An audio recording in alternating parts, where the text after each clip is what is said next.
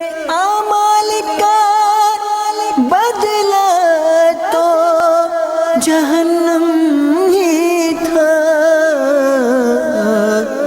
میں تو جاتا مجھے سرکار نے جانے نہ دیا۔ الحمدللہ رب العالمین والصلاة والسلام علی سید الانبیاء والمرسلین، اما بعد فاعوذ باللہ من الشیطان الرجیم، بسم اللہ الرحمن الرحیم۔ الصلاة والسلام علیک یا رسول اللہ وعلی آلک واصحابک یا حبیب اللہ۔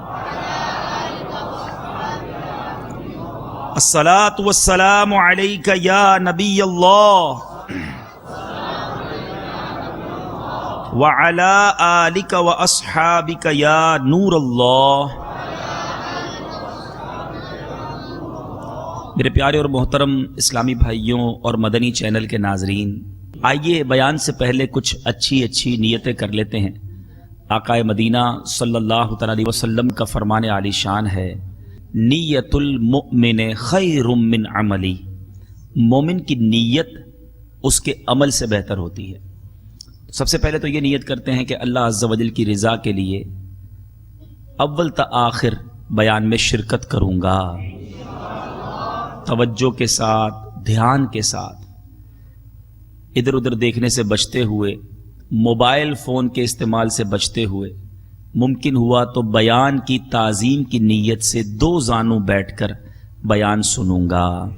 تو جس طرح تحیات میں بیٹھتے ہیں اس طرح بیٹھ جائیں، باادب بیٹھنے کی نیت سے، جتنی دیر بیٹھ سکیں بیٹھ جائیں، تھک جائیں تو پھر تھوڑا انداز تبدیل کرنے، پھر ممکن ہو تو دو زانوں بیٹھ جائیں، ماشاءاللہ، مرحبا۔ نہ صرف آج بلکہ جمعہ کا خطبہ ہو، علماء کے بیانات ہوں، اجتماعات ہوں، محافل ہوں، کوشش کیا کریں کہ باادب دو زانوں بیٹھیں گے، یہ بیٹھنے کی برکتیں بھی آپ کو ملیں گی۔ بہت ساری احادیث، بہت ساری روایات درود پاک کے فضائل میں ملتی ہیں۔ ایک بڑا ہی خوبصورت گویا کہ ایک واقعہ ہے، میرے آقا علیہ الصلوۃ والسلام کی حدیث سے ہمیں سننے کو ملتا ہے۔ یہ واقعہ ہوا نہیں ہے، یہ واقعہ ہونا ہے، مگر میرے آقا نے یہ واقعہ پہلے بیان فرما دیا ہے۔ سیدنا عبداللہ ابن عمر رضی اللہ تعالیٰ عنہما سے مروی ہے، رسول اللہ صلی اللہ تعالی علیہ وسلم نے ارشاد فرمایا، قیامت کے دن حضرت آدم علیہ نبینا علیہ الصلوۃ والسلام عرش کے قریب وسیع میدان میں ٹھہرے ہوئے ہوں گے، آپ پر دو سبز کپڑے ہوں گے، اپنی اولاد میں سے ہر اس شخص کو دیکھ رہے ہوں گے جو جنت میں جا رہا ہوگا، اور اپنی اولاد میں سے اسے بھی دیکھ رہے ہوں گے جو دوزخ میں جا رہا ہوگا۔ اولاد، ہم آدمی ہیں نا، آدمی کیوں کہا جاتا ہے؟ حضرت آدم کی اولاد ہیں، ہمارے جد امجد ہیں، وہ اپنی اولاد کو دیکھ رہے ہوں گے۔ میرے آقا فرماتے ہیں حضرت آدم علیہ الصلوۃ والسلام اسی اسنا میں نبی پاک علیہ الصلوۃ والسلام کے ایک امتی کو دوزخ میں جاتا ہوا دیکھیں گے۔ جب نبی پاک علیہ الصلوۃ والسلام کے امتی کو دیکھیں گے تو حضرت آدم علیہ نبینا علیہ الصلوۃ والسلام پکاریں گے، یا احمد، یا احمد۔ میرے آقا علیہ الصلوۃ والسلام فرمائیں گے، لبیک اے ابو البشر۔ آدم علیہ الصلوۃ والسلام کہیں گے، آپ کا یہ امتی دوزخ میں جا رہا ہے۔ حضرت آدم کا نبی پاک علیہ الصلوۃ والسلام کی امت سے پیار دیکھیں تو پیارے آقا کو پکاریں گے، اطلاع دیں گے کہ یا رسول اللہ، آپ کا امتی دوزخ میں جا رہا ہے۔ اب دوزخ میں تو وہی جائے گا نا جو گناہ گار، بدکار، جس سے رب ناراض۔ لیکن میرے آقا علیہ الصلوۃ والسلام یہ نہیں فرمائیں گے کہ گناہ کیے ہیں، خطائیں کی ہیں، جانے دو۔ میرے آقا خود فرماتے ہیں کہ جب میں یہ سنوں گا پس میں بڑی چستی کے ساتھ تیز تیز فرشتوں کے پیچھے چلوں گا، تیزی کے ساتھ، اور فرماتے ہیں میں کہوں گا، اے میرے رب کے فرشتوں ٹھہرو۔ وہ کہیں گے، ہم مقرر کردہ فرشتے ہیں، جس کام کا ہمیں اللہ عز و جل نے حکم دیا ہے ہم اس کی نافرمانی نہیں کرتے، ہم وہی کرتے ہیں جس کا ہمیں حکم ملا ہے۔ گویا فرشتے یہ کہیں گے کہ ہمیں تو حکم ملا، ہم لے جا رہے ہیں، ہم اللہ کی نافرمانی کیسے کریں؟ پیارے آقا علیہ الصلوۃ والسلام فرماتے ہیں تو میں اپنی داڑھی مبارک کو بائیں ہاتھ سے پکڑوں گا.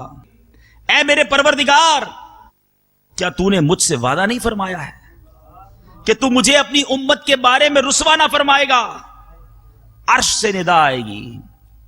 سنیے، عرش سے ندا آئے گی، اے فرشتو، محمد صلی اللہ تعالی علیہ وسلم کی اطاعت کرو، اسے لوٹا دو.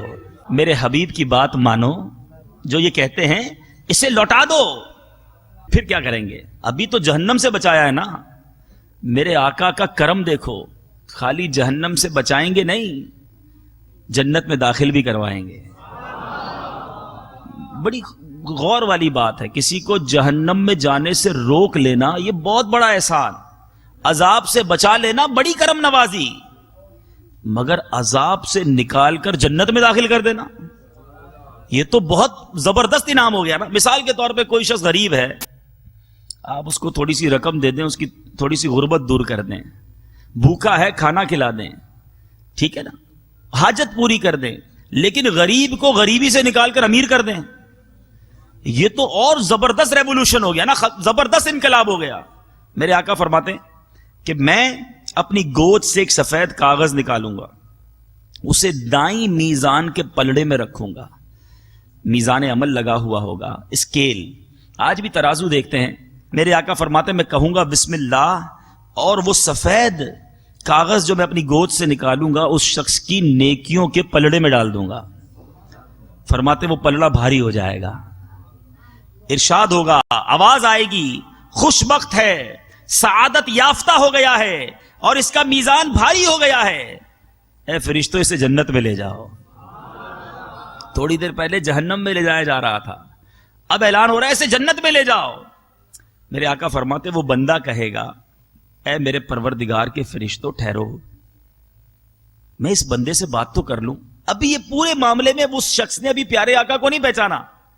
وہ کہے گا پہلے میں ان سے بات تو کر لوں، جو اپنے رب کے حضور بڑی کرامت رکھتا ہے. وہ کہے گا میرے ماں باپ آپ پر فدا ہوں، آپ کا چہرہ انور کتنا حسین ہے، آپ کی شکل کتنی خوبصورت ہے، آپ نے میری لغزشوں کو معاف فرما دیا ہے، میرے آنسوؤں پر رحم فرمایا، آپ کون ہیں؟ میرے آقا علیہ الصلوۃ والسلام فرمائیں گے میں تیرا نبی محمد صلی اللہ تعالی علیہ وسلم ہوں، اور یہ تیرا وہ درود پاک ہے جو تو مجھ پر بھیجتا تھا. اس نے تجھ کو پورا نفع پہنچایا جتنا کہ تجھے اس کی ضرورت تھی. سوچئے میرے پیارے اسلام، یہ درود پاک کتنی بڑی نعمت ہے. دنیا میں بھی کام ہے، مصیبت زدہ ہو تو درود پڑھو، بیمار ہو تو درود پڑھو، روزی میں برکت چاہیے تو درود پڑھو، اللہ کی رحمت چاہیے تو درود پڑھو، ہے طبیعت میں بشاشت چاہیے تو درود پڑھو، گناہوں کا کفارہ کرنا ہے تو درود پڑھو. شاعر لکھتا ہے نا، دکھوں نے تم کو جو گھیرا ہے تو درود پڑھو، جو حاضری کی تمنا ہے تو درود پڑھو. یہ جب حدیث پاک سنتے ہیں تو اعلیٰ حضرت کے وہ شعر کیسے یاد آتے ہیں. امام اہل سنت کے بارے میں جو کہا جاتا ہے نا کہ امام عشق و محبت، مجدد دین و ملت، پروانہ شب رسالت، میرے آقا نعمت امام احمد رضا خان علیہ رحمت الرحمان کے اشعار کبھی تو کسی قرآنی آیت کی طرف اشارہ کرتے ہیں، کبھی کسی اسلامی واقعے کی طرف، کبھی کسی حدیث کی طرف اشارہ کرتے ہیں. اب یہ حدیث آپ نے سنی ہے اور اب میرے رضا کے اس کلام کے اشعار سنو. لکھتے ہیں، رنگے بے رنگوں کا پردہ دامن ڈھک کے چھپاتے یہ ہیں، اپنی بنی ہم آپ بگاڑیں کون بنائے، بناتے یہ ہیں، اپنے کرم سے ہم حلقوں کا پلہ بھاری بناتے یہ ہیں. یہ پلے بھاری بنانے والے آقا ہیں. اور کس طرح پکڑ پکڑ کے ہمارے آقا گناہگاروں کو جہنم سے نکالیں گے. اب نیت کر لیجئے کہ انشاءاللہ فضول باتوں سے بچتے ہوئے، ادھر ادھر کی باتوں میں وقت ضائع کرنے کی بجائے نبی پاک صاحب لولاک صلی اللہ تعالی علیہ وسلم کی ذات والا تبار پر درود پاک کثرت سے پڑھیں گے انشاءاللہ. علماء کہتے ہیں کہ جو کم از کم 313 مرتبہ درود پاک روزانہ پڑھ لے وہ کثرت سے درود پاک پڑھنے والوں میں شامل ہو جاتا ہے. تو میں بھی نیت کرتا ہوں، آپ بھی نیت کریں کہ روزانہ کم از کم ایٹ لیسٹ 313 مرتبہ درود پاک ضرور پڑھیں گے. دعوت اسلامی کے مدنی ماحول میں یہ مدنی انعام بھی ہے. امیر اہل سنت نے جو ہمیں مدنی انعامات عطا فرمائے اس میں بھی مدنی انعام ہے کہ کم از کم 313 مرتبہ روزانہ درود پڑھ لیا جائے. آئیے محبت ذوق اور شوق کے ساتھ درود پاک پڑھ لیں. صلو علی الحبیب صلی اللہ تعالی علی محمد صلی اللہ علیہ وسلم. نبی پاک علیہ الصلوۃ والسلام کی ذات والا تبار وہ ذات ہے کہ جس کے بارے میں جتنا کہا جائے جتنا بولا جائے الفاظ ختم ہو سکتے ہیں. آپ کی شان کیسے بیان ہو سکتی ہے؟ زندگیاں ختم ہوئیں اور قلم ٹوٹ گئے. زندگیاں ختم ہوئیں اور قلم ٹوٹ گئے. آقا تیرے اوصاف کا ایک باب بھی پورا نہ ہوا. دلدار بڑے آئے محبوب بڑے دیکھے جو دیکھے آقا سب تیرے قدموں میں پڑے دیکھے. ارباب نظر کو کوئی ایسا نہ ملے گا. بندے تو بہت مل جائیں گے پر آقا نہ ملے گا. تاریخ اگر ڈھونڈے گی ثانی محمد ارے ثانی تو بڑی چیز ہے سایہ نہ ملے گا. تو نبی پاک علیہ الصلوۃ والسلام کو رب عز و جل نے بے شمار کمالات سے نوازا. پیارے آقا علیہ الصلوۃ والسلام کو معجزات کتنے ملے؟ علماء فرماتے ہیں اللہ تبارک و تعالی نے ہر نبی کو معجزہ عطا فرمایا. کم و بیش 1,24,000 انبیاء گزرے, سب کو معجزات عطا فرمائے. اور معجزہ نبی کو اپنے نبی ہونے کی دلیل ہونے کے طور پر پیش کرنا پڑتا اور لوگ اسے دیکھ کر ایمان لے آتے کہ واقعی یہ ایسی امیزنگ ایسی حیرت ناک بات ہے اور اس پر وہ ایمان لے آتے. مگر نبی پاک علیہ الصلوۃ والسلام کو پچھلے تمام انبیاء کو جو معجزات عطا فرمائے تھے اللہ تبارک و تعالیٰ نے وہ سارے ہمارے آقا کو عطا فرما دیے.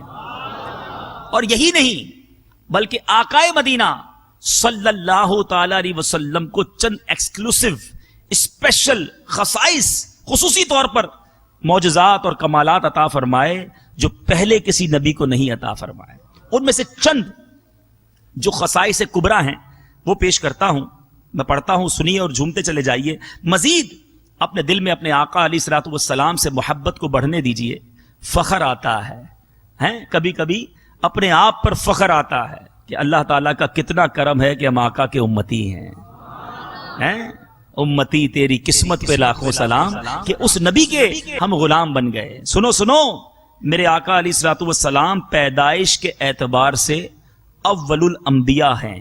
جیسا کہ حدیث شریف میں آیا میرے آقا اس وقت شرف نبوت سے سرفراز ہو چکے تھے جبکہ حضرت آدم علیہ الصلوۃ والسلام جسم و روح کی منزلوں سے گزر رہے تھے. یعنی تشریف آوری بعد میں ہوئی مگر اول الانبیاء ہیں. اعلیٰ حضرت لکھتے ہیں نا وہی ہے اول وہی ہے آخر وہی ہے ظاہر وہی ہے باطن, اسی کے جلوے اسی سے ملنے اسی سے اس کی طرف گئے تھے. تو میرے آقا وہ ہیں. بہرحال فرمایا ایک اور اسپیشلٹی ایک اور ایکسکلوسیوٹی خصائص کبریٰ میں سے میرے آقا کا خاتم النبیین ہونا, سب سے آخری نبی نبی پاک. تمام مخلوق میرے آقا کے لیے پیدا کی گئی. سبحان اللہ تو کہتے جائیں.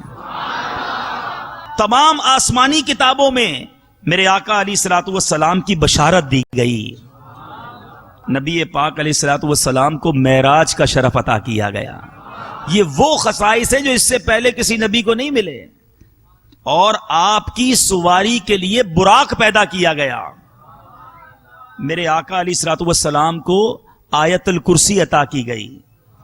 اللہ تبارک و تعالیٰ نے نبی پاک پر نازل ہونے والی کتاب تبدیل و تحریف سے محفوظ فرما دی اور قیامت تک اس کی بقا اور حفاظت کی ذمہ داری اللہ تعالیٰ نے اپنے ذمہ کرم پر لے لی.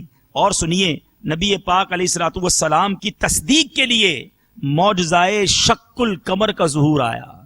یعنی جو چاند ٹکڑے کیا گیا میرے آقا نے اشارے کر کے, یہ کسی اور نبی نے یہ کمال نہ دکھایا. یہ میرے آقا علیہ الصلوۃ والسلام کی خصوصیتوں میں سے خصوصیت ہے کہ زمین پر کھڑے رہ کر میرے آقا نے اشارہ فرمایا تو چاند 2 ٹکڑے ہو گیا. اچھا ایک اور خوبصورت بات, تمام روئے زمین کو اللہ تعالیٰ نے آپ صلی اللہ تعالی علیہ وسلم کے لیے مسجد اور پاکی حاصل کرنے کے لیے تیمم کا سامان کر دیا.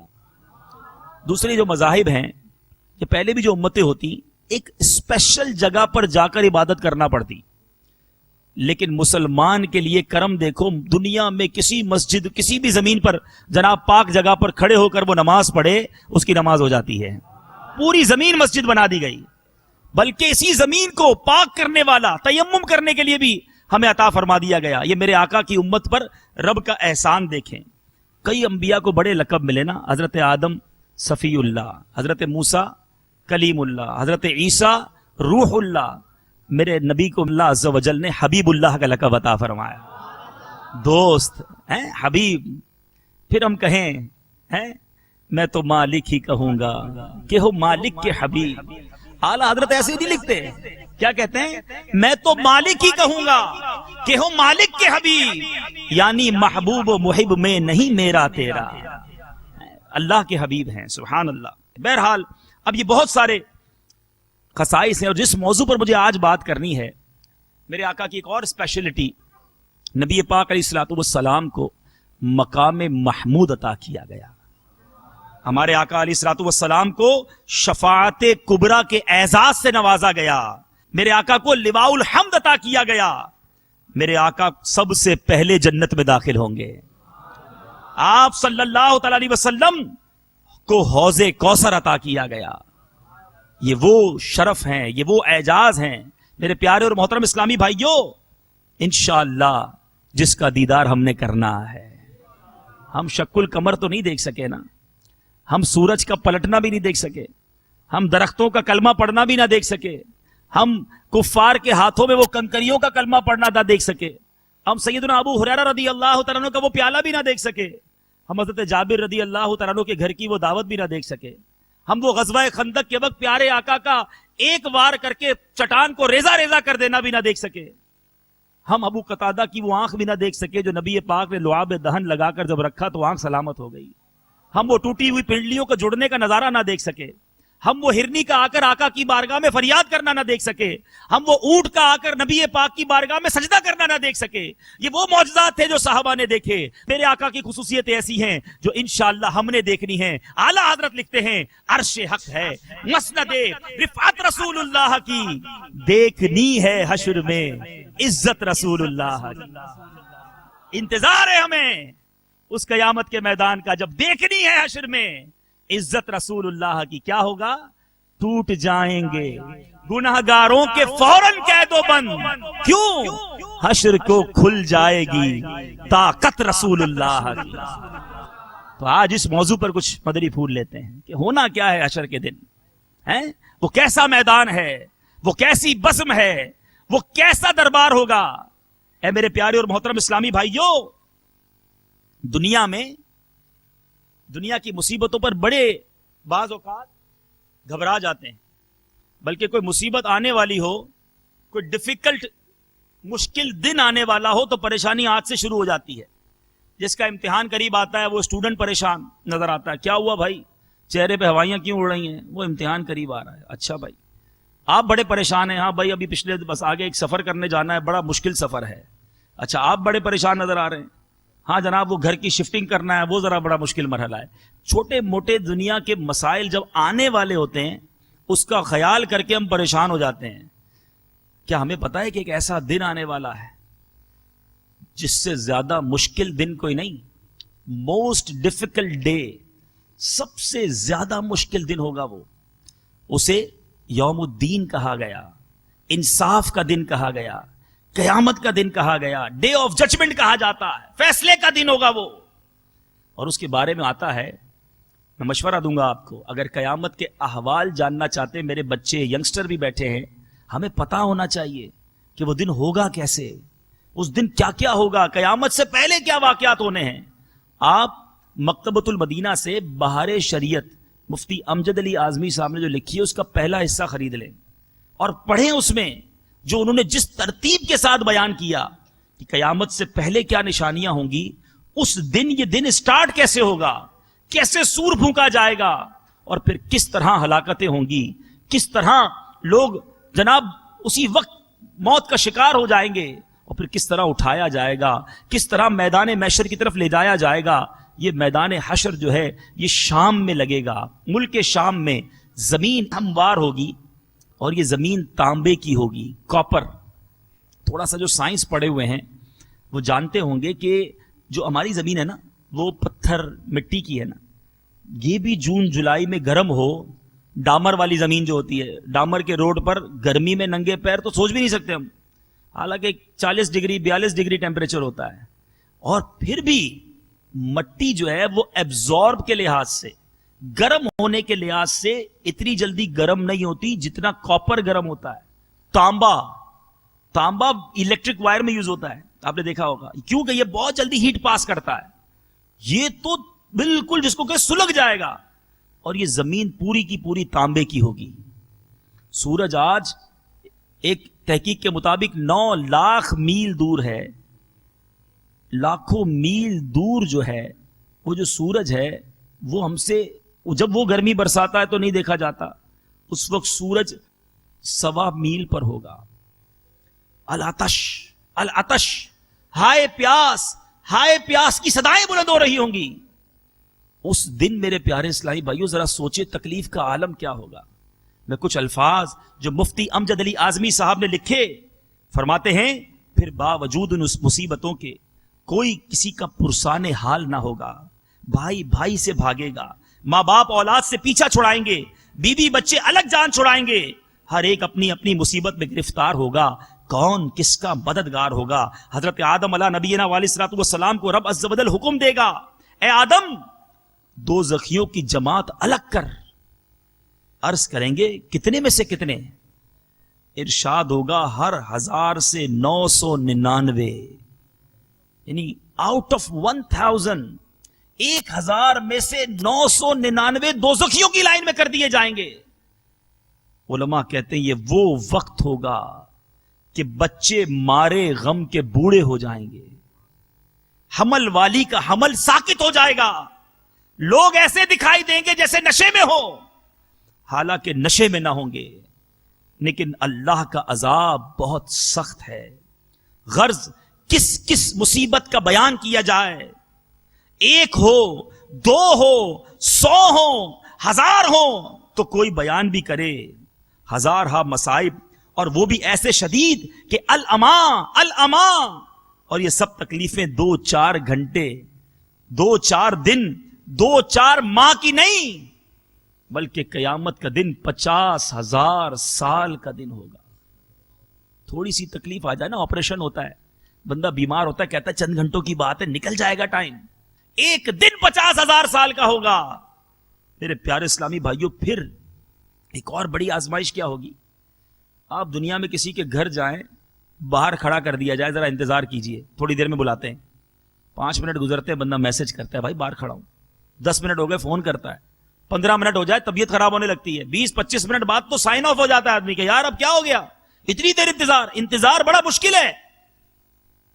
فرمایا آدھا دن گزر جائے گا، 25,000 سال ویسے ہی گزر جائیں گے، کچھ نہیں ہوگا، سارا محشر منتظر ہوگا کچھ ہو، ارے کوئی تو فیصلہ کر دیا جائے، کوئی حساب کتاب تو ہو، ہمارے بارے میں کچھ تو حکم دیا جائے۔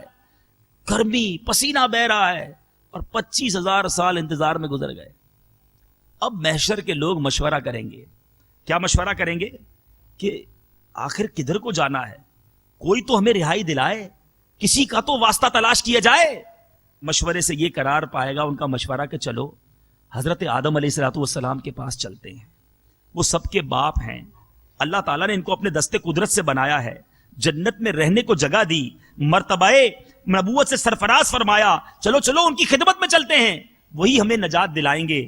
اہل محشر وہاں حاضر ہوں گے، عرض کریں گے اے آدم آپ ابو البشر ہیں، اللہ عز و جل نے آپ کو اپنے دستے قدرت سے بنایا، اپنی چنی ہوئی روح آپ میں ڈالی، ملائکہ سے آپ کو سجدہ کروایا اور جنت میں آپ کو رکھا، تمام چیزوں کے نام آپ کو سکھائے۔ اے آدم آپ صفی اللہ ہیں، آپ دیکھتے نہیں ہم کس حالت میں ہیں، آپ ہماری شفاعت کیجئے، اللہ تعالی ہمیں اس سے نجات دے۔ حضرت آدم فرمائیں گے میرا یہ مرتبہ نہیں، مجھے اپنی جان کی فکر ہے۔ آج رب عز و جل نے ایسا غضب فرمایا ہے کہ نہ پہلے کبھی ایسا غضب فرمایا، نہ آئندہ فرمائے، تم کسی اور کے پاس جاؤ، اذهبوا الی غیری۔ لوگ عرض کریں گے آخر ہم کس کے پاس جائیں؟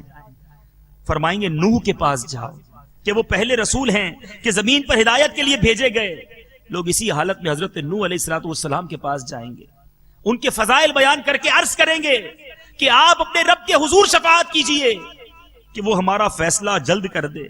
یہاں سے بھی وہی جواب ملے گا، میں اس لائق نہیں، مجھے اپنی پڑی ہے، تم کسی اور کے پاس جاؤ، اذهبوا الی غیری۔ لوگ عرض کریں گے حضور آپ ہمیں کس کے پاس بھیجتے ہیں، آپ بتائیے۔ وہ فرمائیں گے تم ابراہیم خلیل اللہ کے پاس جاؤ۔ لوگ یہاں حاضر ہوں گے، وہ بھی یہی جواب دیں گے، اذهبوا الی غیری، کسی اور کے پاس جاؤ، آج میں تمہاری کوئی مدد نہیں کر سکتا۔ مختصر یہ کہ وہ حضرت موسیٰ علیہ السلام کی خدمت میں بھیجیں گے، وہاں بھی یہی جواب ملے گا، اذهبوا الی غیری، کسی اور کے پاس جاؤ، وہ بھی یہی فرمائیں گے کہ میرے کرنے کا یہ کام نہیں۔ عرض کریں گے حضور آپ ہمیں کس کے پاس بھیجتے ہیں؟ ذرا سوچو بے بسی کیسی ہوگی، کبھی ادھر جا رہے ہیں کبھی ادھر جا رہے ہیں، یہاں سے بھی منع ہو رہا ہے یہاں سے بھی منع ہو رہا ہے۔ اب وہ کہیں گے کہ تم ایسا کرو، حضرت عیسیٰ علیہ السلام کے پاس جب وہ بھیجیں گے، حضرت عیسیٰ علیہ السلام بھی جب منع کریں گے، پھر لوگ کہیں گے آپ ہمیں کہاں بھیجتے ہیں؟ وہ کہیں گے آج ان کے پاس جاؤ جن کے ہاتھ میں فتح رکھی گئی، جو آج بے خوف ہیں، وہ تمام اولاد آدم کے سردار ہیں، تم محمد صلی اللہ تعالی علیہ وسلم کی خدمت میں حاضر ہو، وہ خاتم النبیین ہیں، وہ آج تمہاری شفاعت فرمائیں گے، انہی کے حضور حاضر ہو، وہ یہاں تشریف فرما ہے۔ اب لوگ پھرتے پھراتے، ٹھوکرے کھاتے، روتے چلاتے، دہائی دیتے، حاضر بارگاہ بے کس پناہ ہو کر عرض کریں گے، اے محمد صلی اللہ تعالی علیہ وسلم، اے اللہ کے نبی، حضور کے ہاتھ پر اللہ نے فتح باب رکھا ہے، آج حضور مطمئن ہیں، ان کے علاوہ اور بہت سے فضائل بیان کر کے عرض کریں گے حضور ملاحظہ تو فرمائے ہم کس مصیبت میں ہیں، آقا دیکھیں تو صحیح ہم کس حال کو پہنچے، حضور بارگاہ خداوندی میں ہماری شفاعت فرمائیں، ہم کو اس آفت سے نجات دلوائیں۔ ہر طرف سے سنتے سنتے آئے تھے اذهبوا الی غیری، کسی اور کے پاس جاؤ، آج میں تمہاری کوئی مدد نہیں کر سکتا مگر قربان میرے آقا کے۔ میرے آقا جواب میں ارشاد فرمائیں گے انا لہا، اے میرے غلاموں میں اسی کام کے لیے ہوں، انا صاحبکم، میں ہی وہ ہوں جسے تم تمام جگہ ڈھونڈ آئے ہو۔ اے میرے پیارے اسلامی بھائیوں، اس سے پہلے کہ میں اس واقعے کو مزید آگے بڑھاؤں، میرے آقا کیسے شفاعت فرمائیں گے، علماء بڑی پیاری بات لکھتے ہیں کہ یہ لوگ یہاں وہاں گئے کیوں، یہ کیوں جائیں گے، یہ براہ راست بارگاہ رسالت میں کیوں نہ پہنچ جائیں گے؟ سب کو پتا ہے نبی آخر الزماں ہیں، ہم ساری زندگی بیان سنتے رہے، قیامت کے دن ڈائریکٹ چلے جاتے نبی پاک کے پاس۔ اعلیٰ حضرت اس کا جواب دیتے ہیں، خلیل و نجی، مسیح و صفی، سبھی سے کہیں بھی بنی، خلیل و نجی، مسیح و صفی، سبھی سے کہیں بھی بنی، یہ بے خبری کہ خلق پھری کہاں سے کہاں تمہارے لیے۔ آقا یہ بے خبری کہ خلق پھری کہاں سے کہاں تمہارے لیے، کیوں کہ زمین و زمان تمہارے لیے، مکین و مکا تمہارے لیے، آقا چنین و چنا تمہارے لیے، بنے دو جہاں تمہارے لیے۔ یہ محشر کے دن جو گھومنا ہوگا نا، اس کی وجہ یہ ہوگی، دکھائی جائے گی محشر میں شان محبوبی کہ آپ ہی کی خوشی آپ کا کہا ہوگا۔ یہ بتانا ہوگا زمانے کو کہ دیکھو آج کس کی چلنی ہے، آج کس کی رسائی ہے، آج کس کی سنی جائے گی۔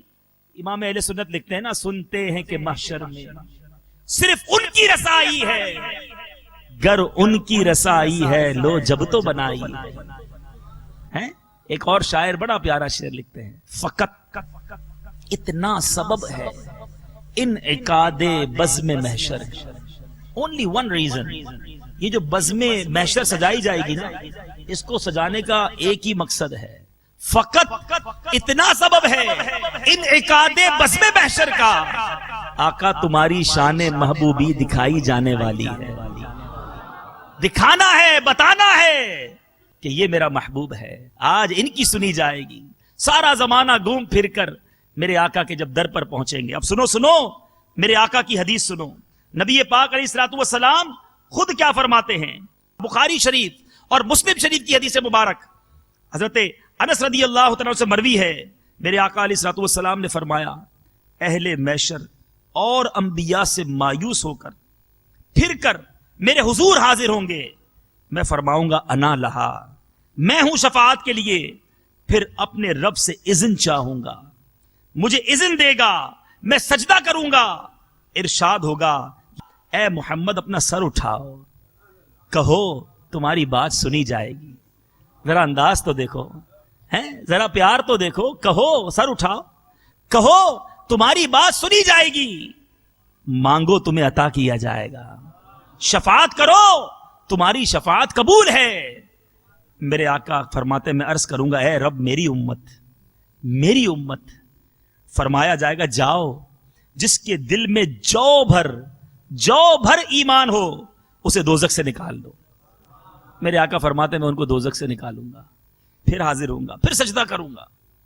بار بار ہمارے لیے سجدہ ہو رہا ہے، اے غلاموں دیکھو کیسے آقا ہے۔ پھر کہتے میں سجدہ کروں گا، پھر ارشاد ہوگا، وہی ارشاد ہوگا اے محمد صلی اللہ تعالی علیہ وسلم اپنا سر اٹھاؤ، کہو سنا جائے گا، مانگو دیا جائے گا، شفاعت کرو تمہاری شفاعت قبول۔ کہتے پھر عرض کروں گا اے رب میری امت، اے رب میری امت۔ ارشاد ہوگا جس کے دل میں رائی کے دانے کے برابر ایمان ہو اسے بھی نکال لاؤ۔ میرے آقا کہتے ہیں میں انہیں بھی نکال لوں گا، دوبارہ سجدے میں گر جاؤں گا، دوبارہ عرض کروں گا، دوبارہ ارشاد ہوگا اے محمد انداز تو دیکھو، اجابت کا صحرا عنایت کا جوڑا، دلہن بن کے نکلی دعائے محمد، اجابت نے جھک کر گلے سے لگایا بڑی ناز سے جب دعائے محمد۔ اے محمد سر اٹھاؤ، کہو سنا جائے گا، مانگو دیا جائے گا، کرو شفاعت تمہاری شفاعت قبول۔ اور اتنا مرتبہ دیا گیا میرے آقا کو، مگر وہ فقط کہتے رہے میری امت، میری امت۔ کتنا پیار ہے ہمارے نبی کو ہم سے۔ یہ شفاعت قیامت کے دن کس طرح فرمائیں گے، سنو سنو۔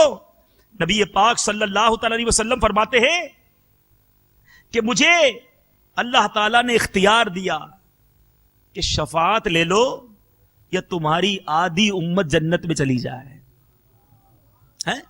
یہ اختیار دیا کہ شفاعت لے لو یا آدھی امت جنت میں جائے۔ میرے آقا فرماتے میں نے شفاعت لے لی کیونکہ یہ زیادہ کام آنے والی ہے۔ کیا تم یہ سمجھتے ہو کہ میری شفاعت پاکیزہ مسلمانوں کے لیے ہے؟ نہیں، بلکہ وہ ان گناہ گاروں کے واسطے ہے جو گناہوں میں آلودہ اور سخت خطا کار ہے۔ میرے آقا تلاش کریں گے گناہ گاروں کو، خطا کاروں کو، اور ان کی بخشش فرمائیں گے۔ ایک اور جگہ میرے آقا فرماتے ہیں میری شفاعت میرے ان امتیوں کے لیے ہے جنہیں گناہوں نے ہلاک کر ڈالا۔ آج دنیا میں کسی کا قصور کرو وہ منہ نہیں لگاتا کہ یہ بار بار مجھے ستاتا ہے، بار بار میری بات نہیں مانتا ہے، مگر میرے آقا کا کرم تو دیکھو، کہتے میری شفاعت ہے ہی ان کے لیے، میری شفاعت ان کے لیے ہے جن کو ان کے گناہوں نے ہلاک کر ڈالا ہے۔ تم اس کے مددگار ہو، تم اس کے طرفدار جو تم کو نکم میں سے نکما نظر آئے، لگاتے ہو اس کو بھی سینے سے آقا جو ہوتا نہیں منہ لگانے کے قابل ہے۔ میرے پیارے اسلامی بھائیو سنو، میرے آقا کیا فرماتے ہیں؟ میرے آقا فرماتے ہیں کہ انبیاء کے لیے قیامت کے دن سونے کے ممبر لگائے جائیں گے۔ میرے آقا تو سید الانبیاء ہے نا، سونے کے ممبر لگائے جائیں گے، وہ ان پر بیٹھیں گے مگر میرا ممبر باقی رہے گا، میں اس پر جلوس نہ فرماؤں گا۔ کہتے میں اپنے ممبر پر نہیں بیٹھوں گا۔ سنو سنو کیوں؟ فرماتے ہیں بلکہ اپنے رب کے حضور کھڑا رہوں گا۔ میرے آقا فرماتے مجھے ایک ڈر ہوگا، مجھے اور آپ کو تو یہ ڈر ہے نا کہ کہیں جہنم میں نہ ڈال دیا جائے۔ میرے آقا فرماتے ہیں مجھے اس بات کا ڈر ہوگا کہ کہیں ایسا نہ ہو مجھے میرا رب جنت میں بھیج دے اور میری امت میرے بعد رہ جائے۔ ارے آقا ہمیں چھوڑ کر جنت میں بھی نہیں جانا چاہتے، فرماتے مجھے یہ ڈر ہوگا کہ میری امت میرے پیچھے نہ رہ جائے۔ میں عرض کروں گا اے رب میری امت، میری امت۔ ایسے آقا ہے میرے پیارے اور محترم اسلامی بھائیوں۔ صحابہ کرام علیہم الرضوان میں سے ایک صحابی نے پیارے آقا سے عرض کی، حدیث پاک کا خلاصہ ہے، یا رسول اللہ دنیا میں تو جب دل افسردہ ہو جاتا ہے، دل بے قرار ہوتا ہے، آپ کے دربار میں حاضری دیتے ہیں, دیدار کرتے ہیں, دل کو ڈھارس مل جاتی ہے. یا رسول اللہ, جب قیامت کا دن ہوگا ہم آپ کو کہاں تلاش کریں گے؟ وہاں اگر آپ کا دیدار کرنا ہو کیسے ڈھونڈیں؟ آپ کے گرد تو انبیاء ہوں گے, بڑے مرتبے پر آپ ہوں گے. میرے آقا کیا فرماتے ہیں؟ فرماتے ہیں اگر مجھے تلاش کرنا ہونا, حدیث پاک کا خلاصہ ہے, مجھے حوض کوثر پر ڈھونڈ لینا.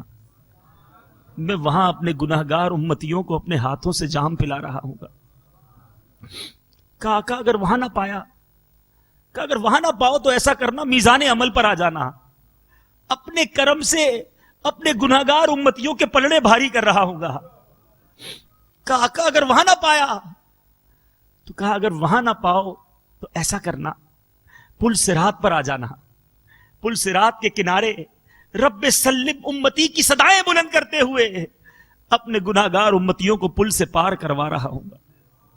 کہا آقا اگر وہاں نہ پایا, فرمایا ان 3 جگہ کے علاوہ تم مجھے کہیں اور نہیں پاؤ گے. گویا آقا اسی کام میں مصروف ہوں گے. کسی کو حوض کوثر پر پانی پلا رہے ہوں گے, کسی گناہگار کا پلڑا بھاری کر رہے ہوں گے, کسی کو رب سلیم کی صدائیں بلند کر کے پل سے پار چلا رہے ہوں گے. اے غلاموں, ایسے ہیں ہمارے آقا, ایسی فکر ہے امت کی انہیں. میدان محشر کے بارے میں ابھی آپ نے سنا کہ باپ بیٹے سے بھاگ جائے گا. وہ باپ جو آج بیٹے کے لیے ڈبل ڈیوٹی کرتا ہے, قیامت کا دن ہوگا بیٹے سے کہے گا بیٹا کوئی ایک نیکی دے دے, میں تیرا باپ ہوں. بیٹا کہے گا ابو جی آج میں آپ کی کوئی مدد نہیں کر سکتا. بیٹا باپ سے کہے گا ابو آپ میری تکلیف پر بے قرار ہو جاتے تھے, آج ایک میرا گناہ لے لیجئے. باپ کہے گا آج میں تیری کوئی مدد نہیں کر سکتا. ماں جو ہماری تکلیف پر بے قرار ہو جاتی ہے, وہ ماں بچے سے کہے گی میرا بیٹا میرا ایک گناہ لے لے آج. بچہ کہے گا ماں میں بڑا پھنسا ہوا ہوں, آج میں تیری کوئی مدد نہیں کر سکتا. بچہ ماں سے کہے گا ماں ایک نیکی دے دے, مگر اس وقت ماں بھی کہے گی میں تیری کوئی مدد نہیں کر سکتی. اس دن کون کام آئے گا؟ اس دن کون مدد کرے گا؟ میرے اعلیٰ حضرت بتاتے ہیں ماں جب اکلوتے کو چھوڑے آ کہہ کے بلاتے یہ ہیں, باپ جہاں بیٹے سے بھاگے لطف وہاں فرماتے یہ ہیں. سلم سلم کی ڈھارس سے پل سے پار چلاتے یہ ہیں. ٹھنڈا ٹھنڈا میٹھا میٹھا پیتے ہم ہیں, پلاتے یہ ہیں.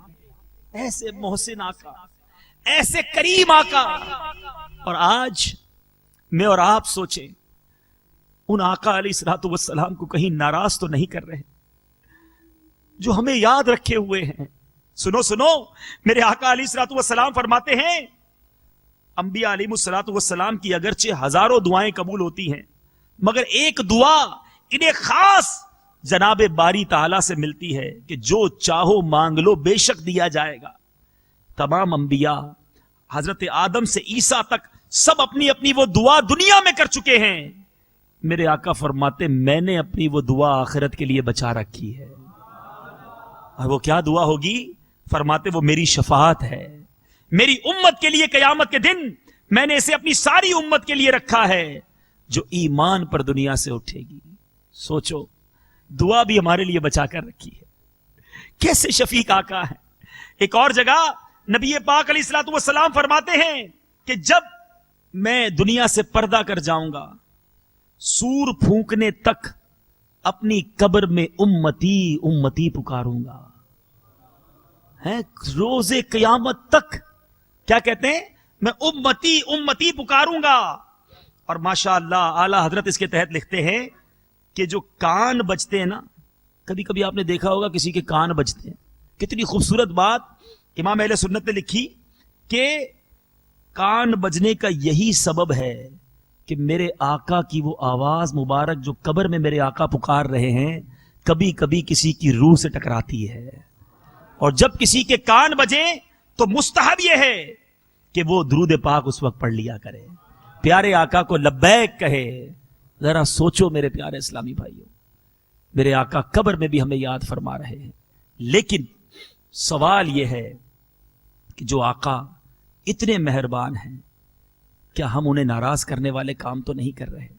اے میرے پیارے اسلامی بھائیوں، ذرا سوچئے، دنیا میں اگر ہمیں کوئی تحفہ دے دے، کوئی احسان کر دے، تو ہم چاہتے ہیں وہ ناراض نہ ہو. کوئی نوکری لگا دے، یار یہ بڑا اچھا بندہ ہے، اس نے مجھے نوکری لگائی تھی، یہ ناراض نہیں ہونا چاہیے. کوئی قرضہ دے دے، ہم زندگی بھر اس کے احسان مند رہتے ہیں، ہونا بھی چاہیے.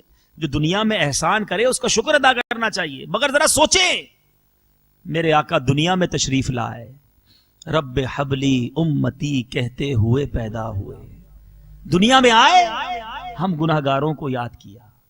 میرے آقا علیہ الصلوۃ والسلام زندگی میں جب حیات طیبہ میں رات رات بھر سجدے کرتے، اتنے طویل قیام کرتے کہ آپ کے پیروں میں ورم پڑ جاتے، یادگاری امت میں آنسو بہاتے. معراج کی شب نبی پاک علیہ الصلوۃ والسلام جب رب کی بارگاہ میں تشریف لے گئے، وہاں بھی ہم گناہگاروں کو یاد رکھا. قبر انور میں جب اتارا جا رہا تھا، صحابہ کرام نے دیکھا لبہائے مبارکہ کو جنبش ہو رہی ہے، ایک صحابی کان قریب لے گئے، اس وقت بھی امت کو یاد کیا جا رہا ہے. اور آج آپ نے سنا کہ قیامت تک نبی پاک علیہ الصلوۃ والسلام اپنی قبر منور میں ہم گناہگاروں کو یاد فرما رہے ہیں. اور محشر کے دن کا حال آپ نے سن لیا. اے میرے پیارے اسلامی بھائیوں، ایسے کریم آقا، اتنے احسانات، اور ہمارا حال کیا ہے؟ کہیں ایسا تو نہیں کہ ہم آقا علیہ الصلوۃ والسلام کو ناراض کرنے والے کاموں میں لگے ہوئے ہیں. اعلیٰ حضرت لکھتے ہیں نا، حرز جاں ذکر شفاعت کیجئے، حرز جاں ذکر شفاعت کیجئے، نار سے بچنے کی صورت کیجئے، ان کے در پر جیسے ہو مٹ جائیے، ناتوانو کچھ تو ہمت کیجئے، ناتوانو کچھ تو ہمت کی، جس کا حسن اللہ کو بھی بھا گیا،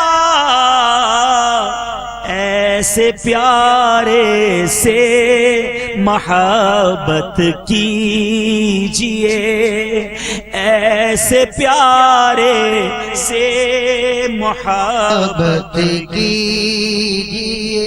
اب تو آقا منہ دکھانے کا نہیں، کس طرح رفع ندامت کیجئے. اور آخر میں کیا کہتے ہیں؟ دیکھو ہمارے آقا ہمیں نہیں بھولے، کہیں ایسا تو نہیں کہ ہم آقا کو بھول رہے ہیں. جو نہ بھولا ہمیں غریبوں کو رضا، یاد اس کی اپنی عادت کیجئے، یاد اس کی اپنی عادت کیجئے. یہی میسج ہے آج کے اس اجتماع کا، جو نہ بھولا ہم غریبوں کو رضا، یاد اس کی اپنی عادت کیجئے. یہ جو محشر کی ہم نے باتیں سنی نا، مولانا حسن رضا خان علیہ رحمت الرحمان کس طرح اس پورے میدان محشر کے نقشے کو کھینچ رہے ہیں، ہمیں مزید یاد دلا رہے ہیں کہ دیکھو آقا کے احسان کتنے ہوں گے. لکھتے ہیں، ہزار جان فدا نرم نرم پاؤں سے.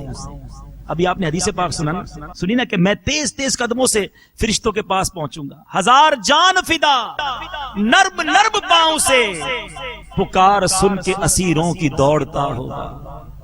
عزیز بچے کو ماں جس طرح تلاش کرے، ماں ڈھونڈتی ہے نا اپنے بچے کو کھو جائے تو، عزیز بچے کو ماں جس طرح تلاش کرے، خدا گواہ یہی حال آپ کا ہوگا.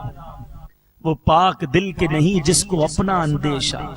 میرے آقا کو اپنا کیا اندیشہ، ان کے صدقے ہم نے جنت میں جانا ہے، مگر وہ پاک دل کہ نہیں جس کو اپنا اندیشہ، ہجوم فکر و تردد میں گر گیا ہوگا. اپنی امت کا خیال ہوگا، فکر میں ہوں گے. اور پھر کوئی قریب ترازو، کوئی لبے کوثر، کوئی صراط پہ ان کو پکارتا ہوگا، ہر طرف سے آقا کو آوازیں آ رہی ہوں گی، دعائی دی جا رہی ہوگی، کسی کو لے کے چلیں گے فرشتے سوئے جہیم، کسی کے بارے میں حکم دے دیا جائے گا اسے جہنم میں لے جاؤ، کسی کو لے کے چلیں گے فرشتے سوئے جہیم، وہ ان کا راستہ پھر پھر کے دیکھتا ہوگا، آقا مجھے لے جا رہے ہیں، یا رسول اللہ مجھے جہنم میں لے جایا جا رہا ہے، وہ آقا چھڑوائیں گے، وہ آقا بخشوائیں گے۔ بس یہ یاد رکھو میرے پیارے اسلامی بھائیوں، ایسا نہ ہو کہ دنیا میں کوئی ایسے کام ہو جائے کہ نبی پاک ہم سے ناراض ہو جائے، کہیں ایسا نہ ہو کہ منہ دکھانے جیسا ہی نہ رہے، گناہوں کی یہ عادت، یہ بدکاریوں کی عادت، یہ نمازیں قضا کرنے کی عادت، یہ ماں باپ کو ستانے کی عادت، یہ حرام کاموں پر اس قدر شدت کے ساتھ ہماری جو تکرار ہے، کہیں مرتے وقت ہمارا ایمان ہی نہ چھین لے۔ یاد رکھیں، جو کثرت سے گناہ کرتا ہے ڈر ہے کہ موت کے وقت کہیں اس کا ایمان ہی نہ چھین لیا جائے۔ آج بڑا خوبصورت ایک نعرہ لگایا جاتا ہے، غلامی رسول میں موت بھی قبول ہے، نہ ہو جو عشق مصطفیٰ تو زندگی فضول ہے۔ بہت خوبصورت نعرہ ہے، بریلینٹ سلوگن، مگر ایک سوال ہے کہ جو کہتا ہے مجھے غلامی رسول میں موت بھی قبول ہے، اسے نماز قبول کیوں نہیں ہے؟ جو کہتا ہے مجھے موت بھی قبول ہے، اسے آقا کی سنت کے مطابق لباس قبول کیوں نہیں ہے؟ جو کہتا ہے مجھے موت بھی قبول ہے، وہ آقا کی سنت کے مطابق چہرہ کیوں نہیں سجاتا؟ موت بھی قبول کا نعرہ لگانے والا اس کو حلال روزی قبول کیوں نہیں ہے؟ کیوں سود پر کام کرتا ہے؟ کیوں حرام کا کام کرتا ہے؟ جو کہتا ہے مجھے نہ ہو جو عشق مصطفیٰ تو زندگی فضول ہے، وہ عشق مصطفیٰ کا مظاہرہ کیوں نہیں کرتا؟ کیوں بے حیا لڑکیوں کے چکر میں، کیوں بے پردہ عورتوں کے پیچھے بھاگتا ہے؟ کیوں فلمیں، ڈرامے اور گانے باجے سن کر اور دیکھ کر اپنی آنکھیں اور کان گندے کرتا ہے؟ یہ کیسی غلامی ہے؟ نہیں میرے پیارے اسلامی بھائیوں، یہ طریقہ عاشقان رسول کا طریقہ نہیں۔ آؤ، دعوت اسلامی کا پیغام، دعوت اسلامی کا ماحول آپ کو یہ پیغام دیتا ہے کہ سچے عاشق رسول بن جاؤ، پریکٹیکلی آقا کی سنتوں پر عمل کرنا شروع کر دو۔ شاعر لکھتا ہے نا، فنا اتنا تو ہو جاؤں میں تیری ذات عالی میں، فنا اتنا تو ہو جاؤں میں تیری ذات عالی میں، جو مجھ کو دیکھ لے اس کو تیرا دیدار ہو جائے۔ دور سے پتا چل جائے کس کا غلام جا رہا ہے، بتانا نہ پڑے، ایسے بنیے۔ تو اس اجتماع پاک کو اپنی زندگی کا ٹرننگ پوائنٹ بنا دو۔ میں نے چھوڑ دیے گناہ، میں نے چھوڑ دی بے حیائی کی باتیں، میں آقا کی سنتوں پر عمل کرنے والا بن گیا۔ آؤ آج پکی سچی نیت کریں، آج کے بعد ہماری کوئی نماز قضا نہیں ہوگی، فلمیں ڈرامے نہیں دیکھیں گے، گانے باجے نہیں سنیں گے، دشمنان مصطفیٰ کے طریقے پر عمل نہیں کریں گے، آقا کی سنت کے مطابق زندگی گزاریں گے، حرام روزی نہیں کمائیں گے۔ اب یہ بڑی خوبصورت آپ نے نیتیں کی ہیں، اللہ تعالیٰ مجھے بھی اور آپ سب کو ان نیتوں پر استقامت نصیب فرمائے۔ رب کریم ہم سب کو نبی پاک علیہ الصلوۃ والسلام سے سچی پکی محبت نصیب فرمائے، آقا کی شفاعت سے ہم سب کو بہرہ مند فرمائے، نبی پاک کے پیچھے پیچھے بلا حساب ہم سب کو جنت میں داخلہ عطا فرمائے، آمین بجاہ النبی الامین صلی اللہ تعالی علیہ وسلم۔ اعمال کا بدلہ تو جہنم ہی تھا، میں تو جاتا مجھے سرکار نے جانے